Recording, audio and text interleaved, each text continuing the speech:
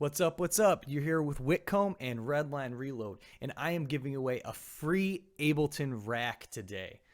So it's a New York compression rack, and before we get started, let's just show you what we have working here so you know what I'm going to be compressing. So just, simple drums and a bass sample. This is what it sounds like. Here's the drums.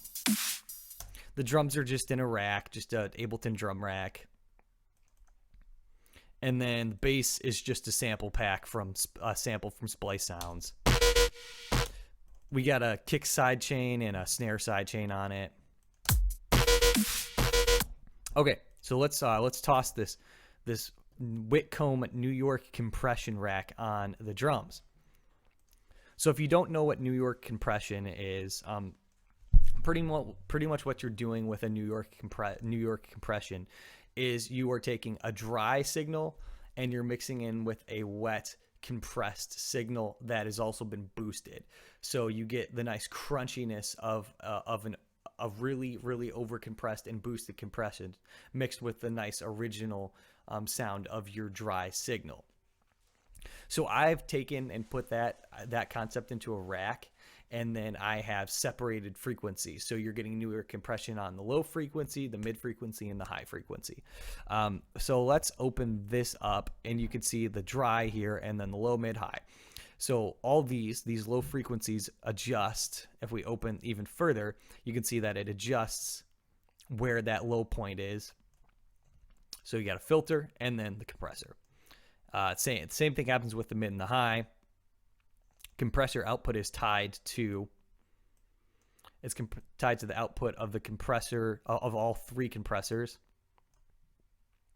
and then the boosts, the on and off boosts, if they're at 35 dB, it turns them off completely. You'll notice there they got turned off, and then as you pop them just a second over that, it then turns each individual channel on and adjusts its volume. So then this compressor ratio adjusts the ratio for all three compressors as well. So let's just work with the drums here. Probably the easiest way to do it is just close all this up and solo the low. I probably want it around there. Let's see. Now I'll do the mid. We're going to put it there. And then the high, probably going to bring it down a little more. Okay, so I'm gonna jack up the compressor ratio to like 20. The output to 20, maybe this to 4, and then let's mess with these highs with these boosts. Okay, so we're gonna crank in that low, crank in that high, and then just a little bit of that mid.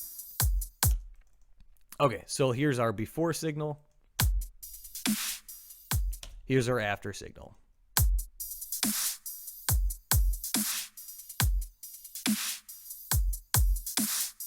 So you know, there's a lot more high in there. There's a lot more low thump in there.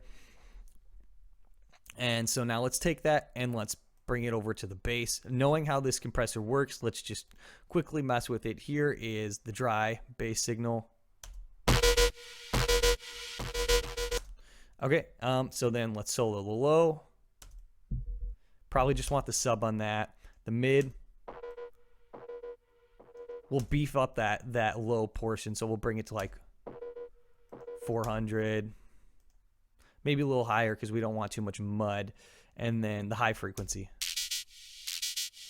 So that's some nice crunch to it. So probably gonna want less of the sub, more of the crunch. More of that low boost and some crunch there, and then probably less of this because this is a pretty loud sound in the first place. So break it to 10. So here's it with before it, and here's after.